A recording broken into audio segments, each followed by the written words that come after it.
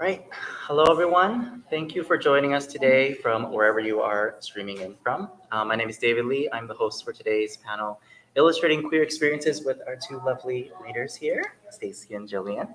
Before I like to start the event, I'd like to acknowledge that this festival takes place on the unceded homelands of the Musqueam, Squamish, and Tsleil-Waututh people. And there is a list of sponsors I must thank. Without their support, we would not be here in the capacity we are. Word Vancouver would like to take a moment to thank our generous donors and sponsors. We'd also like to take a moment to give a special thanks to SFU and the Writer Studio for this wonderful space and their continued generous supports of the festival. The sponsors are as follows: Canada Arts Council, the Canada Book Fund, the Canada Heritage Fund, Canada Periodical Fund, the BC Arts Council, BC Gaming, Creative BC, the City of Vancouver, DBVIA, the Joseph Wask Family Foundation, the Hammer Foundation, the BC and Yukon Book Prizes, the Asian Canadian Writers Workshop, CWILL, Pace and Associates, the Crime Writers Association, the Federation of BC Writers, the Surrey Library, the Vancouver Public Library, the League of Canadian Poets, the Writers Union of Canada, Vines Festival, and many more, believe it or not. For a full list of our sponsors, please visit wordvancouver.com. We're just going to dive right into it so we can start talking about these lovely books. First up reading, we have Stacey Chomiak. Thank you for joining us, Stacey. Stacey Chomiak is an artist, author, LGBTQ speaker, and art director in the animation industry. She got her start on the well-loved series My Little Pony: Friendship is Magic. While she continues to lend her talents to various children's animated shows, she also illustrates and writes kids' books for the queer community. Both Still Stace, My Gay Christian Coming-of-Age Story, and Rainbow Boy were published in 2021. She lives happily nestled amid the tall trees of the West Coast, not far from Vancouver. Stacey identifies as a gay Christian and loves to advocate for the LGBTQ community and have conversations around faith and sexuality. For more information, you can visit her website at staceychomiak.com. Please welcome Stacey. Yeah. Give us a little reading. Yes, I will. I will do a reading from Still Stace, My Gay Christian Coming of Age Story. And I guess I'll show the illustrations. Some of them are small, but I'll show them anyway. I'm reading from right in the middle, sort of, chapter 11, fall 2002, Winnipeg, Manitoba. Look, it's snowing, I exclaimed, gazing out the window of the bookstore where Megan and I were absorbed in the art section. Wow, it's already snowed a lot. We should get going, hey? We headed toward my blazer in the parking lot, big soft flakes falling gently around us. It was dark and silent. The twinkling lights from the surrounding stores made the night feel enchanted. On a whim, I bent down quickly, scooped up some fresh snow, and threw it at Megan. Hey, no fair, she laughed, and quickly lobbed a snowball back at me. Here's the proof. Almost photorealistic. Soon we were hiding on either side of my car, trying to pelt each other with piles of soft flakes and laughing with glee. All right, truce, Megan put her arms up. Time to get inside and warm up. I unlocked the car and we got in. I was breathless. Was it from our impromptu snowball fight or the rush of endorphins from being around Megan? Suddenly I had the most intense urge to lean over and kiss her. I quickly glanced at her. She was looking at me. No, Stace, don't do it. Remember Joanna? I fought against it, but it took every fiber of my being. I started the car and drove toward her house. That was close. I was in big trouble. After dropping Megan off, I drove home, buzzing from the feeling of being near her. But the further away I got, the more the Christian parts of me and my life came back into focus. I couldn't ignore this anymore. I felt like I was leading a double life. I was riding a slow-moving train that was quickly gaining speed, leaving behind Christian Central and heading right into the heart of lesbian town. We've been friends for almost 2 years now. If we kissed, I would definitely not be able to stop things. Then I would be stuck in sin again, like with Joanna. I had to stop it now, even if that meant throwing myself from this train. I started to panic. It was time for drastic Christian measures. I knew just who I had to tell. My older friend Rhonda from church. She wouldn't mince words. She would be brutally honest with me and help me find my way out of this suffocating lesbian fog. Rhonda's house was always comfortable, but in that moment, I was incredibly uncomfortable. I wrapped my hands around my mug of tea, trying to gain some comfort from the heat. Admitting this to Rhonda wouldn't be easy. She could be blunt and tended to call things as she saw them. but it felt like the best chance to push myself back to the right path. So what's up, Stace? She looked at me with a big smile. I really didn't want to disappoint her. We'd known each other for years at Calvary Temple, and I looked up to her. She knew me as the silly one who tried to make people laugh and helped her lead Bible study. Now she searched my face, trying to figure out what was going on. I had to cut to the chase with her. Please, God, help me do this.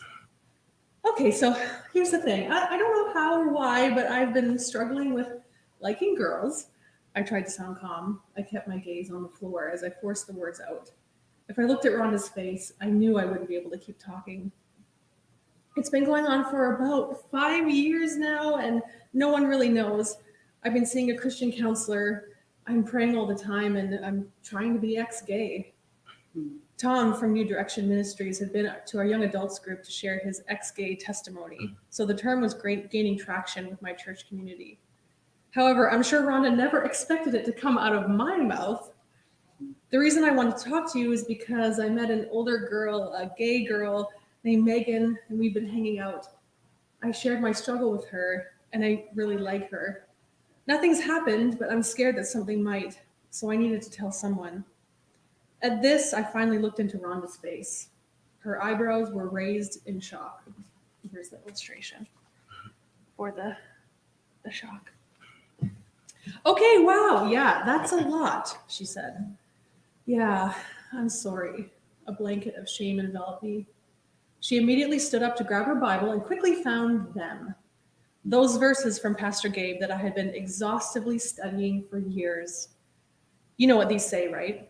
She spoke directly. Yeah, I know, I've been studying them, but like I said, it's been tough. But it's pretty black and white. It says homosexuality is wrong. Rhonda was not messing around. Maybe I shouldn't have told her. I guess it does. It's not that easy, I said quietly. This is not God's plan for you, Rhonda said seriously. I know, I'm sorry. I sank deeper into shame. I didn't know who to talk to. No, that's fine. I'm glad you came. I can definitely help you. I know what you need to do. She sounded sure. Oh, great. What? I asked. You need to sit down tonight and write a letter to this Megan. Tell her sorry, you're not gay, and you can't see her again. That friendship is obviously pulling you away from God, and I'm here to help you cut it off, she said. That sentence launched a lead balloon in my chest that plummeted to the soles of my feet. Can't see her again. Cut it off. Oh, well, what did I expect Rhonda to say? This was the absolute last thing I wanted to do. It had been almost 2 glorious years of hanging out with Megan. I desperately didn't want to let her go. I guess that makes sense, I said quietly. You agree, it's pulling you away from God, right? She is not helping her struggle. Rhonda's voice got louder. No, Megan's not helping my struggle for sure, I admitted. Okay, well then you know what to do. Rhonda clapped her hands together. Problem solved. That night, I stared at a blank piece of paper, feeling absolute dread. I didn't know what to think or do anymore, but Rhonda's confidence spurred me on. God must be speaking through her, so I just needed to follow through. I held my breath and mentally applied a thick layer of numbing salve to my feelings for Megan. I started writing. I'm sorry if I've given you the wrong idea, but I'm not gay. I just struggle with attraction to girls. I plan on getting married to a man once I figure this out, because that's what God wants for me.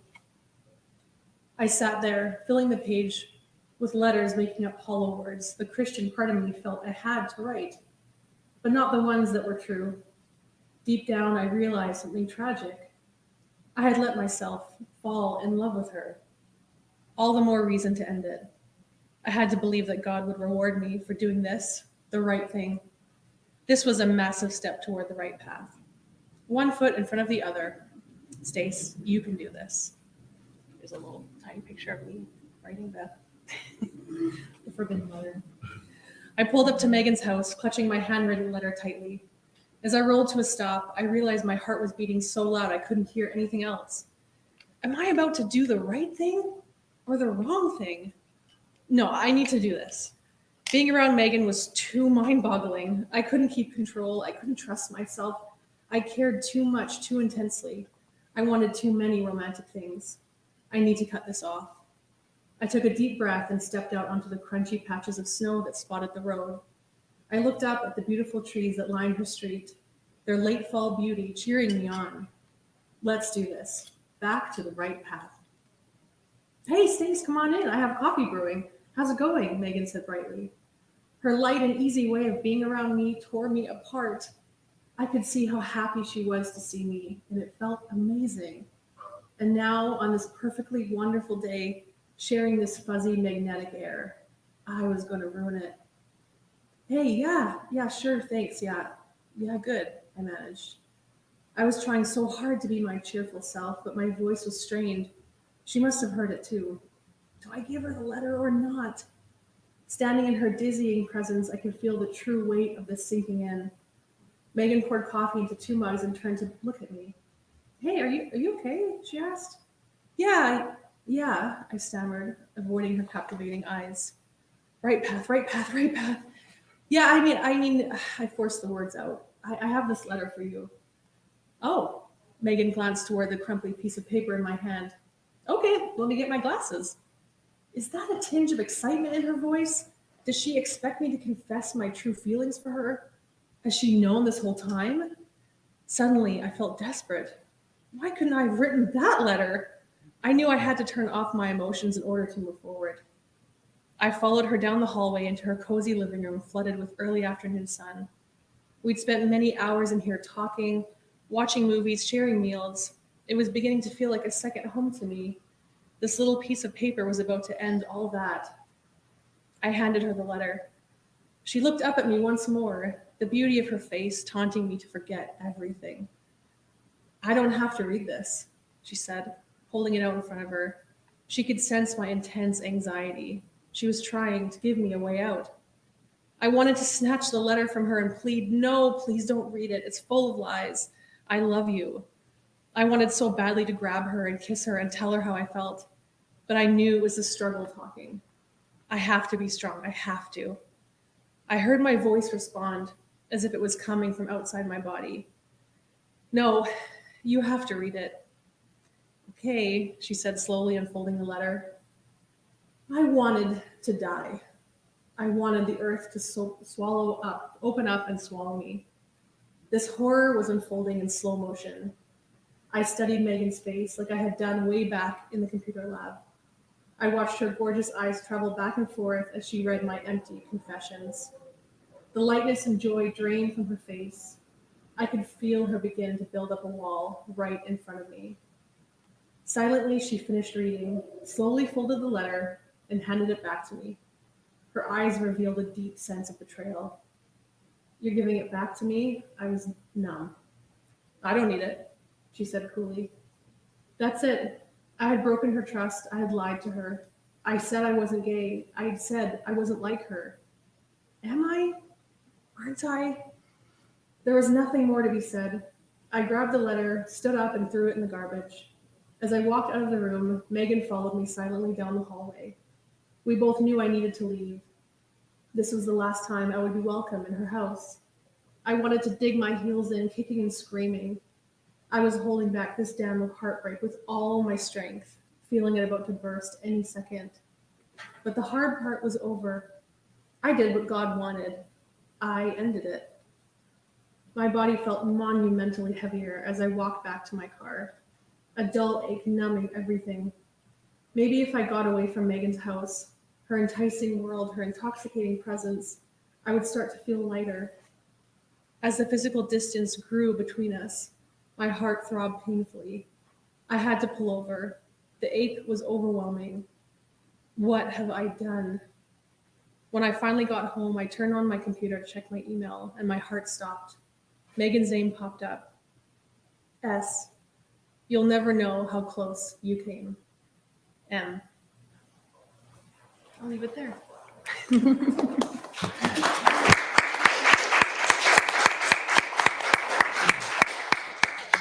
Thank you so much for that reading. One thing I realized, I think you guys will feel it too. It's a different experience hearing authors read their children's books or YA books. It's reminds you of why they're so important. I think it's just magical. Absolutely. Yeah. Stacey, so I know I really like how you have this background in animation, and I wanted to know more about kind of how that influenced you bringing this book to life. If you guys haven't seen it or picked it up yet, you should today. It's very gorgeously illustrated, and I want to know how much your background in animation influenced in making this book.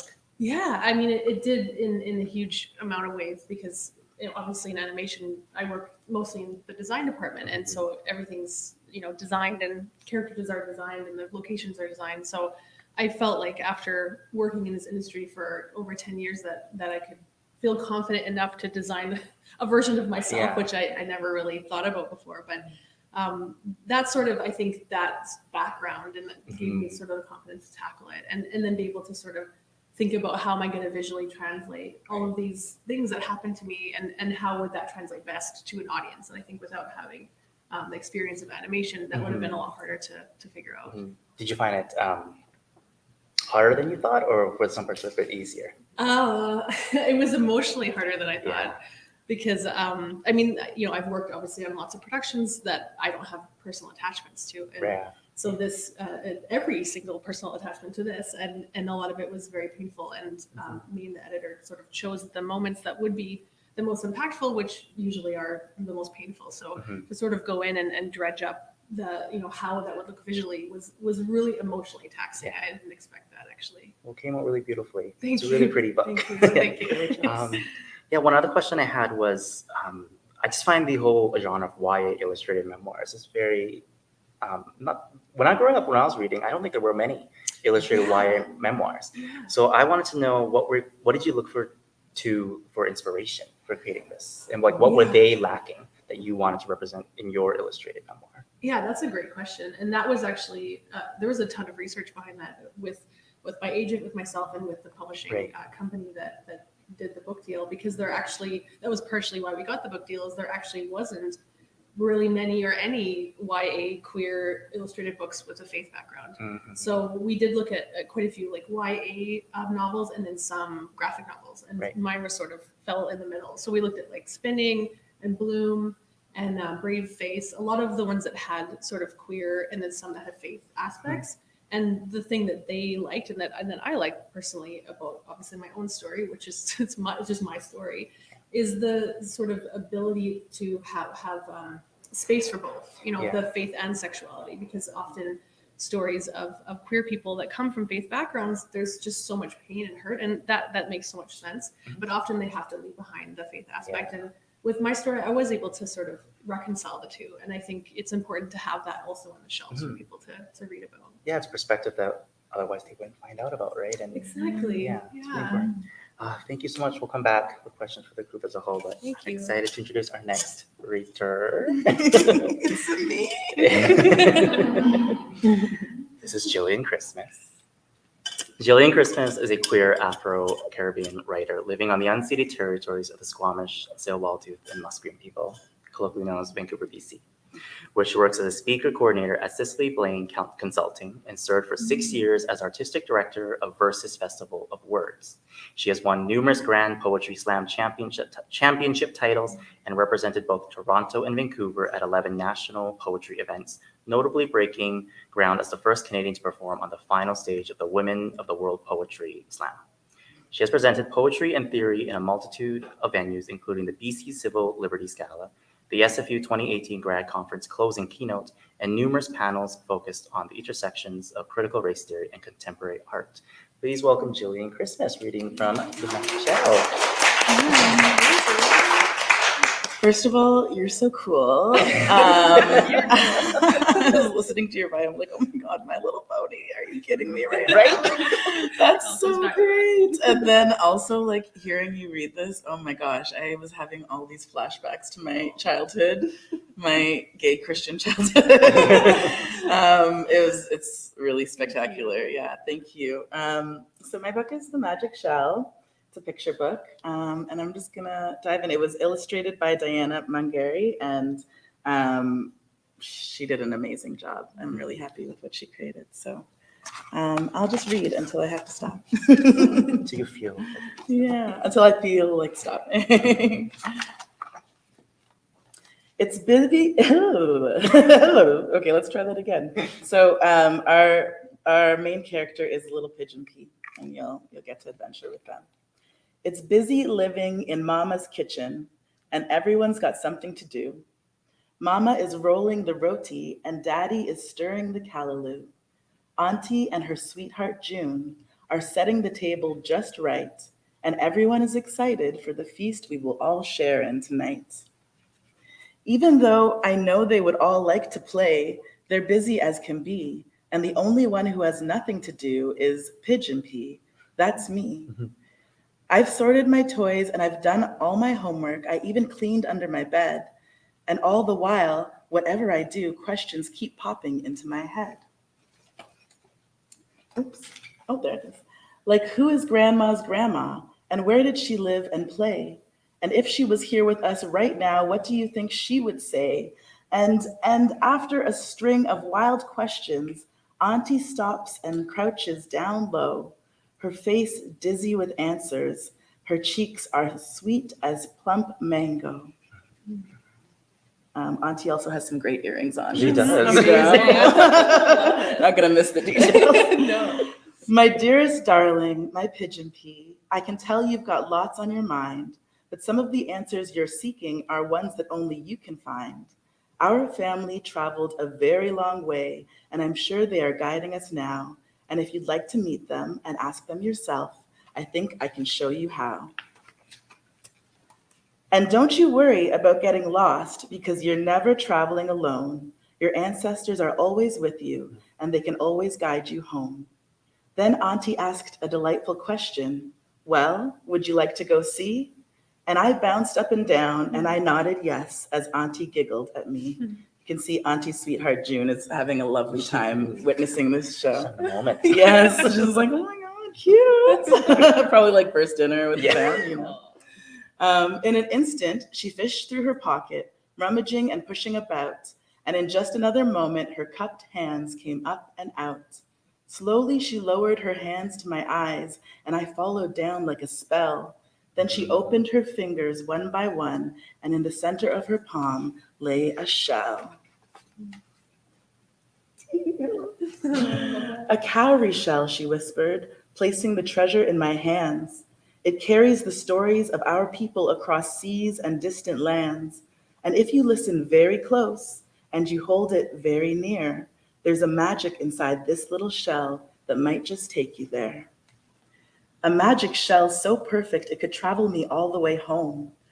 A magic spell of protection so I never have to go alone. I held the cowrie in my hand and I squeezed it ever so tight. And I closed my eyes and I listened and I remembered with all of my might. And suddenly the sound of the ocean and birds calling out like a bell tumbled out of the open mouth of my magical cowrie shell. I opened one eye very slowly to be sure I was still sound and safe, and Auntie was there with a smile and one curious eyebrow raised. And everything was abuzz just like before, and everything was just in its place.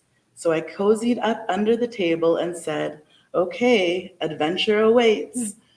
I've never before held a magical shell, but somehow I knew just what to say. And as Auntie looked on with a smile and a nod, we both whispered one magic word, Ashe. I'll tell you more about that word later. This is my favorite page. Tightly I closed my eyes and gripped the shell in my hand and quieted all of my thoughts and suddenly felt the sand, soft between my toes as if it were in the room with me. When I opened my eyes once more, I was standing beside the big sea. As you can tell, Pigeon Pea is also a fashion icon. Boots. Totally. Yeah. Today I learned that my heart can remember a place I have never been. Tobago, I said with surprise as the word materialized like a dream. And crossing the beach toward me was a woman that looked almost like me, with a smile on her face and flowers in her hair and a voice that sounds like the sea. A face my heart can recall. Great, great, great grandmother, is it true? I knew you would recognize me, sweet Pigeon Pea, just as I recognized you. Then we walked together and laughed, passing colorful homes along the shore, until we reached a big celebration with delicious smells and drums and more. That's so cool. It's a celebration of love, she said, as we walked closer along the sand, and we gathered together to witness their love and their joy as they joined hands. So we watched and danced for a long time to the drums that sang from the sands. Then we both looked down at the very same moment at the shell I still held in my hand. Looks like you've got more family to meet, I heard great-great-great-grandma say. Then we both smiled as I squeezed my shell, closed my eyes, and whispered, Ashe. You guys can whisper with me if you like when that comes around. When my eyes opened again, I was on the same beach, but it wasn't a ceremony at all. It seemed as though I'd traveled further behind, and this time there were no houses, big or small, but beautiful handmade boats bobbing at the water's edge where people were pulling in nets. Yes, I know these faces too, Kalinago people, my family, and now I can never forget. There were people of every size and shape in bodies of infinite kinds, some singing, some pulling and untangling nets in rhythm and in time. The fishing boats have all come in, come help us prepare the meal. And in an instant, I felt welcome, and I sat and I began to peel sepals to prepare the hibiscus, like I had seen Auntie do. We're about to make sorrel, Pigeon Pea, and it will be nicer with help from you. So I stayed for a while watching the harvest from sea and from the shore, and my belly began to rumble as the song swelled more and more. It's slow business preparing all of this food for a meal I know will be great, but I have one more stop to make before dinner, and I really don't want to be late. So I finished my task and I smiled to the crowd of my loving Kalinago kin, and I waved them goodbye as I squeezed my shell tight, closed my eyes, and said, Ashe again.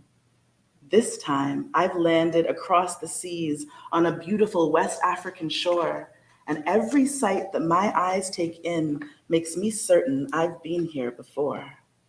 There are relatives in flowing garments of every color I've ever seen, and Orishas in beautiful forms as fluid as air, transforming however they need.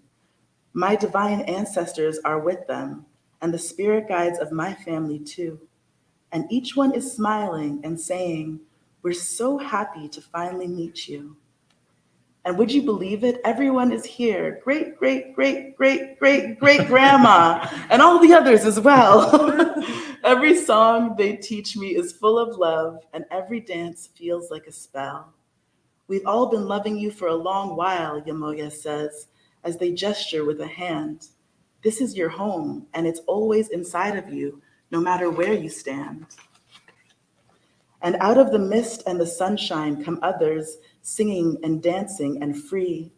Each stops and waves as we approach, and each of them looks a little like me. There are so many hearts that love you, my darling, and each of them plays a part in this sacred line of connection that leads back to the very start. We walk through the sand and the laughter and the songs like the swaying trees. You wouldn't believe it, but each person we pass is smiling and cheering for me. We are always rooting for you. We are with you wherever you are. So if you're ever feeling lonely, you can call on your family. We are never far. And in that moment, I heard a bell ring and caught a yummy smell coming in with the breeze. Auntie's voice, dinner is ready, get it hot, callaloo and fresh roti.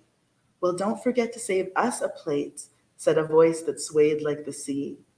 That kitchen sure does smell real sweet, and your ancestors love to eat. And with a laugh, I squeezed my eyes closed tight and held the shell very near. Ashe, I whispered, and when I opened my eyes, my auntie's face was there.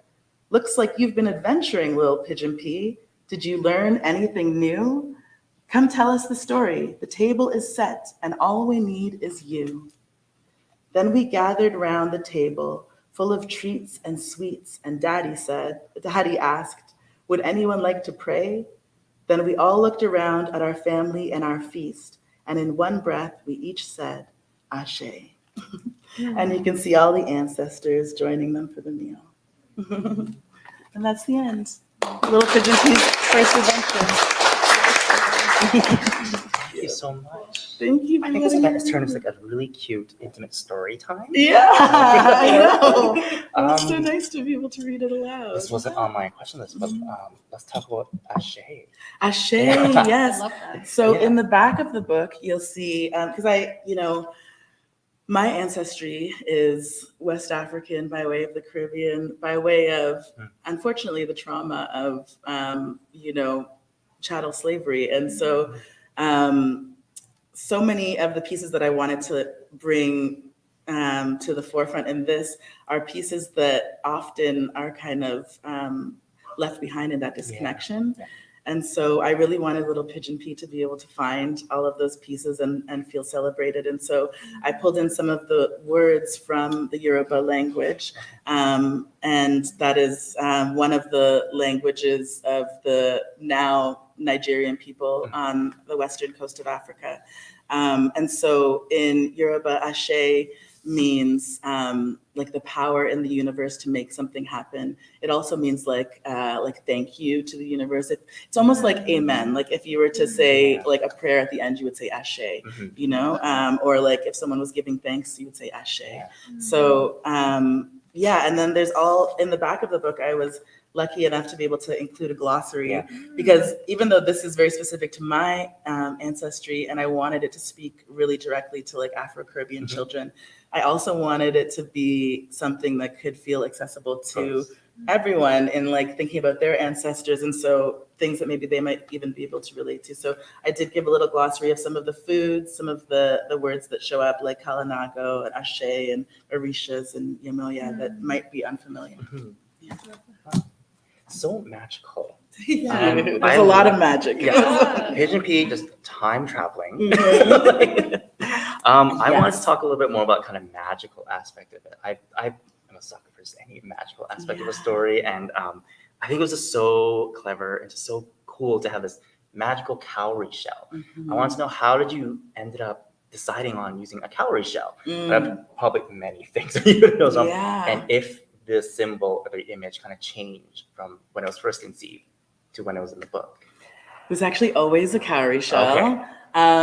And I have some here actually with me, but these ones come from Nigeria, from the West African shore.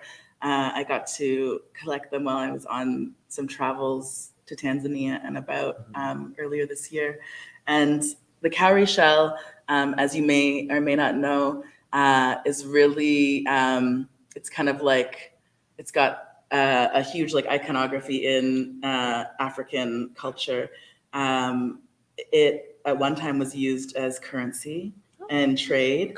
It's been used to adorn, Egyptian, royalty and royalty across the continent since I think like the beginning of storytelling, and so there's lots of beautiful images of Black beauty that you'll see people adorned with cowries in jewelry in their hair. And so it felt really fitting because while the cowrie exists on the continent, it also exists in a lot of the places of the diaspora where those people reside now who were transported. So it felt like a really wonderful tie. I mean, I always have loved the magic of like, I remember being a small child and my dad telling me to like put my ear to a shell and like hearing the ocean, and the oceans and water are so a part of the migration. And so it felt also very fitting to have the symbol be of the seas. And then, there were so many reasons why I think the cowrie was like speaking to me. But one of them was when I was writing my first book, which is a book of poetry, The Gospel of Breaking, I went to the Banff Center to finish writing it. And my mentor there was Tanya Evanson, who's an incredible writer. If you haven't read her work, you definitely should. And she has done some travels around the continent, which also show up in her writing. And in a ceremony that she led, as she was kind of welcoming us all, she gave each of us a cowrie shell. And mine, the one that she gave me, still sits in this little like travel altar that I carry with me everywhere that I go whenever I'm on the road. So I thought it was a nice thing. And also, it's become really wonderful for me because I collected some while I was on the continent. And now whenever I read the book to children, and specifically my nibblings who it's dedicated to, I give them a cowrie shell when I read it to them as well. So You must have a lot of cowrie shells at home. I mean, I got like 40, and I'm like, I have to I'm gonna be like, now it's gonna be like groups of children because you're one cowrie shell to share. Yeah. No, I'm sure I'll have to get in touch with someone to send you some more. I also want to ask. I've known you through your poetry to begin with, and like I said earlier, it's very different hearing children's books authors read their book. There's such a melody and a cadence and a rhythm to reading. How does being a poet influence your creation of a picture book? Because you hear poets moving from poetry to fiction, poetry to short story, poets to children's picture book. Yeah, I think it's cool. I thought it was really cool. I also think maybe in hindsight there was something very clever in it that I didn't anticipate. But I think after releasing any kind of book that is not a children's book, I think there's often this expectation of like, oh, what's going to come next? Is it going to be as good as the other? Is it like going to have the critical acclaim or whatever, And I think I sort of dispelled that. I think the magic shell helped me let go of that. I was just like, it's a children's book and I literally don't care what you think about it.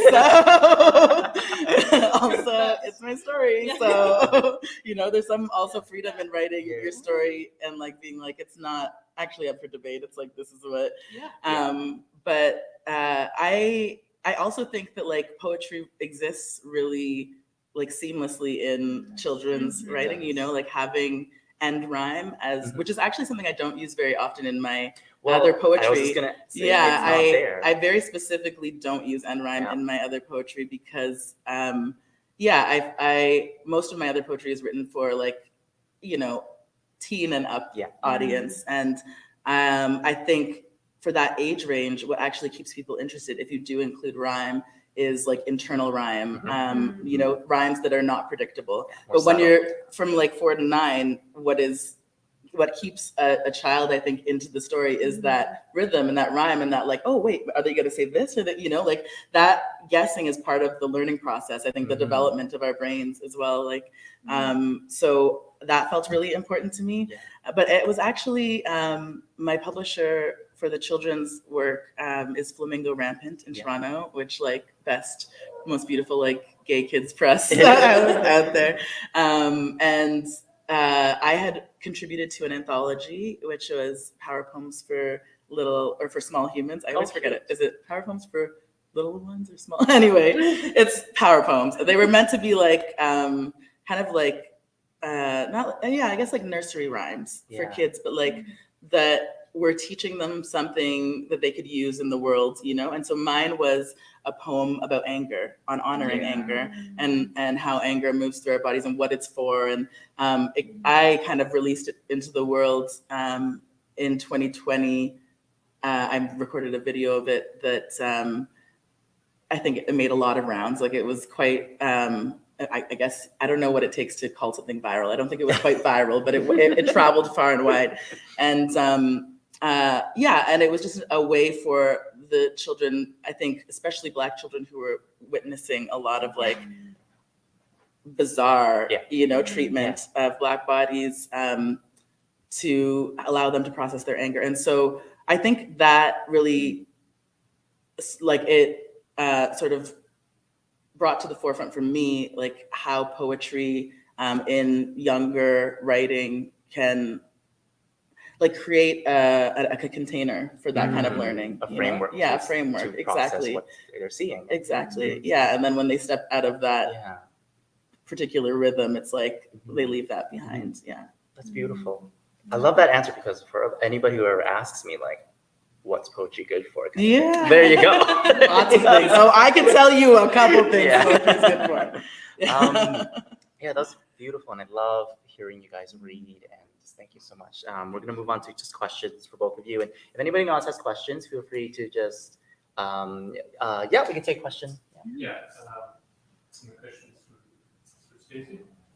I was wondering, what your book is it based on your own personal experiences? Were you supposed to repeat the question? But based on personal, Personal experiences. yes, personal, question was if the book was based on your personal experiences. Yes. Yes. It's fully my, to the best of my memory, very accurately my personal experiences. Yeah. You don't need to have to answer if I'm asking this too personal, but were you eventually able to reconcile your faith and your sexuality? Yeah. So the question for those at home is, was Stacey able to reconcile coming out and still being Christian? Mm-hmm. Yeah. Well, spoiler alert. Yes. I definitely am. Today, I have peace with both, and I'm really excited actually to sort of straddle both communities and have a lot of conversations, not just about Christianity, but just about a lot of faiths and how they intersect with queer people and how much people actually want to talk about that has been really surprising actually. And so, yeah, it's a complicated thing. Faith.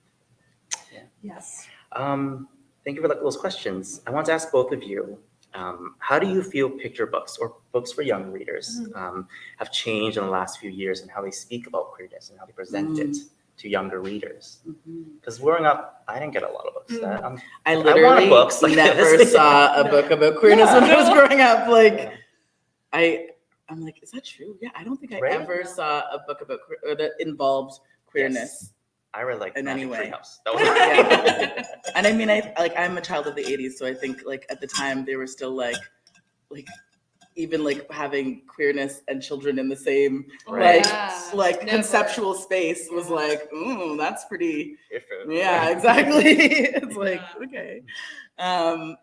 Yes, Yeah, I feel do you like want me there's, to yeah, go for it. Do you feel like there's more if it's going in? Yeah, I mean, I think undoubtedly there's a lot more representation, and yeah, I mean that's because of the work of people who have like tried to create that space and continue to create that space. And I mean, I think it's like the kind of thing that we have to be really vigilant about, like continuing to foster. I think about like so many of the laws popping off in the States right now, and like I like honestly like I have this sense that like RuPaul's Drag Race in like 5 years is going to be like banned from TV or something like that, and it, it's just like as much progress as we make, there is always a force pushing us back. And so I think it's incredibly important. And one of the things that I love about Flamingo Rampant, as far as like picture books go, they have a mandate in their publishing house that they only publish stories of celebration, which I thought was like so cool. Like, there were a lot of, I think I could have taken the book or the story elsewhere. And I think, I just love their press so much because of that, because every book that comes out of their press is going to be a joy story for some child. And like, and it also challenged me, like, I want to deliver this route to ancestry for the little ones that I read for. And I want to be able to do that and circumnavigate the trauma stories that are a part of the history, because I don't think that should be the first introduction that like little Black children have to their culture, which I mean, it definitely was for me. Like in school, they're just like, so the history of Black people, and it starts at slavery, and it's like, wait, I don't know. I feel like there was some stuff before that, like, maybe the one. literally. And so, my hope was just to create a pathway to that.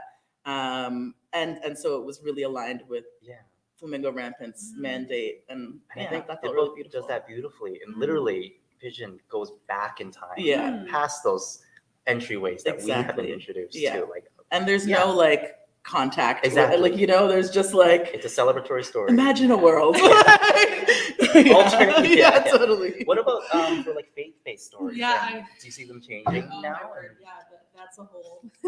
I have a lot more to say on this subject as well because there just isn't. I mean, it's all about representation. Yeah. Like, there's not enough about this conversation of like queer people. I mean, when I was growing up, there was white Jesus and there was homosexuality, and they did never meet. Never so, the two shall meet. No, and even still, I mean, I just heard that my book got banned on some like kind Oh my of. God, congratulations. Thank you. Can we just take a moment?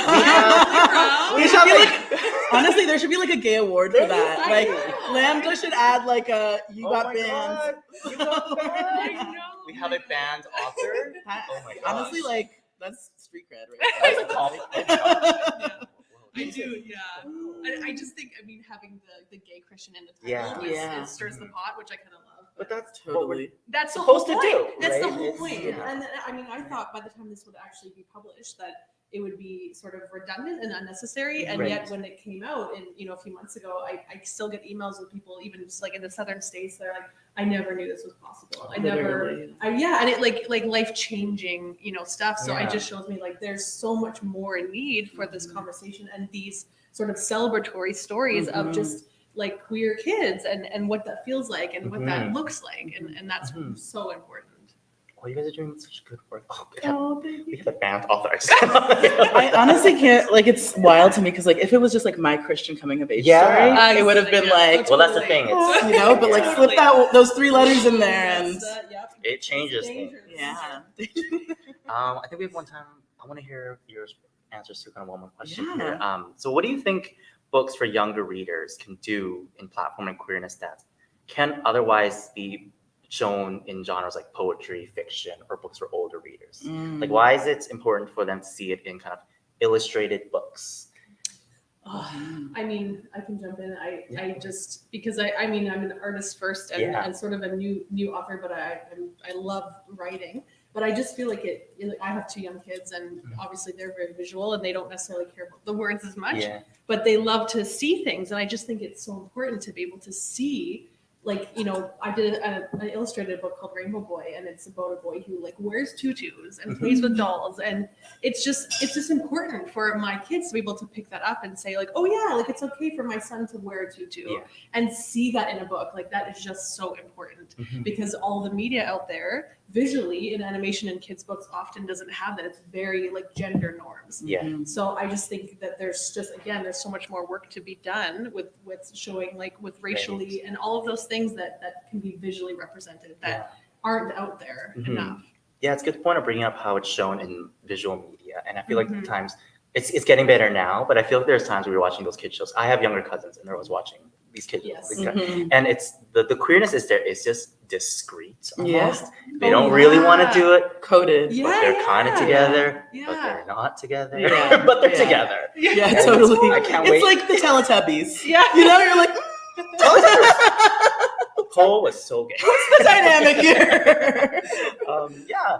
Do you have anything to add about visual representation? Yeah, you know, I mean, I think I was told just the other day, it was so lovely. Somebody had ordered the book in not knowing, like we were sitting at the same table, but they didn't know that it was my book. They work in, elementary school, and they ordered a bunch of books in, and they were telling the story of how, I think someone mentioned like the magic phone. They're like, oh, I got that book. And they were telling the story of how a little girl, Somali girl, opened it up and saw like the dark skin and was just like, they look like me. And, you know, I've watched probably like 20 of these videos of like the Little Mermaid, you know, and it's so wild. Like I just like hearing her say that, and about like this book that I wrote was like, oh my gosh, like, it was like all the love, you know, it was just like all the love. And I feel so lucky to be able to give that. I also think like there are a lot of like complex ideas in this book. Yeah. And I think that a lot of them are made easier and more digestible by having that visual sort of guide. Like one of the things that comes up in the book, I talk about the Orishas who are part of the like pantheon of West African gods. Mm-hmm. You know, the main Orisha that shows up in this book is Yamoya, who is the Orisha of surface waters, and so like the one who would watch over us in our travels across those waters, and also ties into the shell. And other Orishas show up in the images, and one of the things that I learned like only like 3 years ago was that in so many of these like West African religions that existed pre-contact, the like pantheon of gods and like the representation there included so much queerness, like so much gender diversity. And so it talks a little bit about how their bodies transform however they need. And you'll see in the images like a lot of really like gender neutral sort of representation, which, you know, I told my mom about this like very recently because we were talking about non-binary. My mom is very Catholic, so like we do a lot of like, we have a lot of hard conversations. Her like super queer polyamorous daughter. She was like, I just don't understand like non-binary. And so I was trying to explain to her, and you know, she's like, it doesn't just align with like what I know to be right. And I was like, explaining to her that, you know, before there was contact in Black culture, it was widely accepted, and that was a disruption in our history, and that you know, if you embrace your own ancestry, then you can erase that like you know, that like shame and wrongness that was like imposed. And so that conversation is like a huge conversation, you know, of ancestral healing. But I feel like just in like showing these images, a little one who maybe hasn't yet encountered that shame story gets to like meet them in a different context. I love what you said about like distilling complex ideas down for children, because that's something I feel like we don't think about. That stories for children, they talk about really big ideas, and they're like 4. But they're like so smart. Their brains are just like, they are. And that's why it's so important. We have authors like you who like show these images and write the stories that you do to show them that like these are the stories that are there for them. And I love that story of like, you know, little girl opening her book and seeing, it's almost like I can imagine it being a bittersweet kind of feeling, because we didn't get that. We didn't see ourselves in these pictures book, but now we are getting to the point where little girls are seeing themselves, and little boys are seeing themselves. It was so amazing. I told them it made my month to hear that story. But also just as a quick add on to what you were saying, you know, there is that grief of not getting that representation ourselves.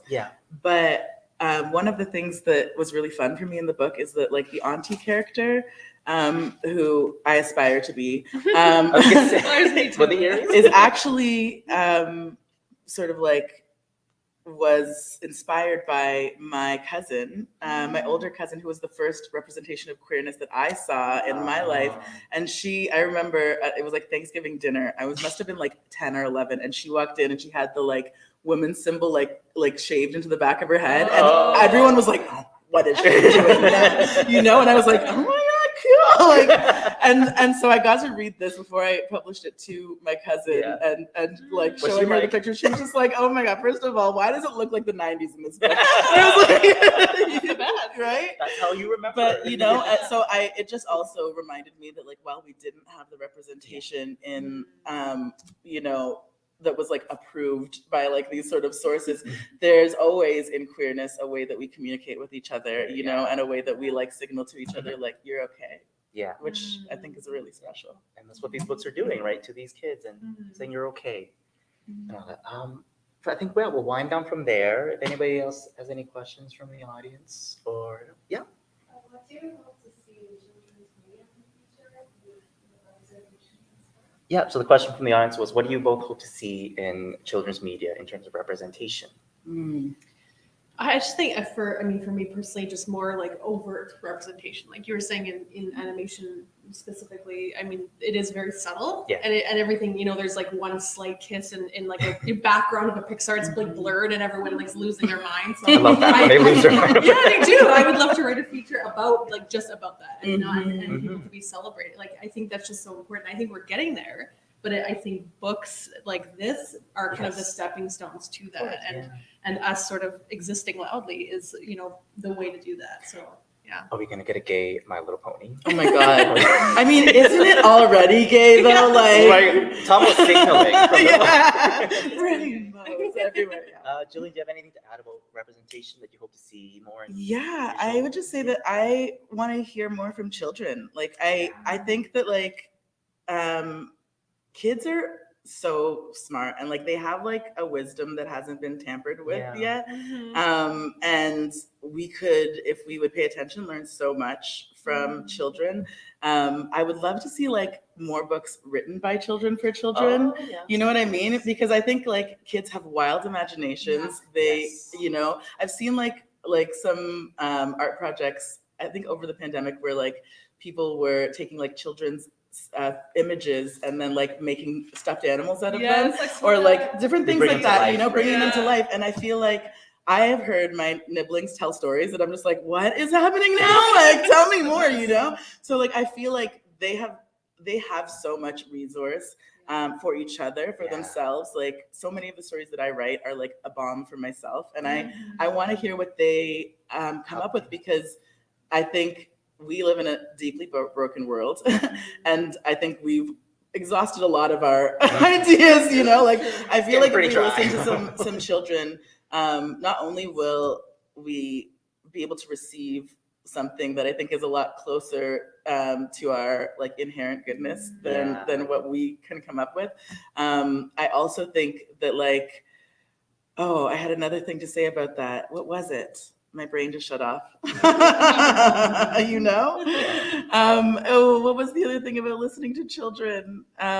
You know, it's gone right now, but maybe it'll come back to me. Dang, it was a good idea too. I believe it. Yeah. These are the best Thank stories. you. Yeah. If it comes back to me before we wrap, I'll tell you. Last chance for any questions or anything in the audience. This has been such a delightful panel. I feel like it's nice and intimate and very fun. You guys are both amazing readers, amazing stories. Thank you so much for doing the work you're doing and showing the little kitties what they need to see. Thank you again to the audience for joining today. The books, I think you guys are selling them yourselves, right? Do you have copies? I don't actually. I didn't bring copies with me, but that's okay. They're all over the place. All over the place. Yeah. Straight from Flamingo, Rampant. Yeah. Support indie publishers. Yeah, Stace, same. I don't have any, but they're all over. They're all over the world. Yeah. I highly encourage All Massey over the Books. Yeah. Massey Books is a great Massey place Books. to go pick up They're a locally literature. owned bookstore. Absolutely. Yeah, pick up Stacey's book. It's banned, so you gotta have it. Oh my gosh, I just remembered what my thing was. Can I say it? Yeah, really quickly. Okay, I think that like when we put like queerness and children in the same sentence, especially from like religious like perspectives, there's a lot of like hostility or like distrust or whatever. And I think that is because we only look at children through this lens of like what we've imposed on them. And I think when we hear children's stories, like sometimes they're like, yeah, and then Susie and Jane did it, like, you know, like they don't, it's just like, it is not taboo to them. It's just like love. And so to hear those stories come from children, I think is also evidence of like the queerness that exists in nature, you know? That's beautiful. Anyway, that was worth it. That was honestly worth it. Thank you. Thank you again, everybody. I hope you enjoyed the remainder of the festival, and thank you for joining us today. Thank you. Great.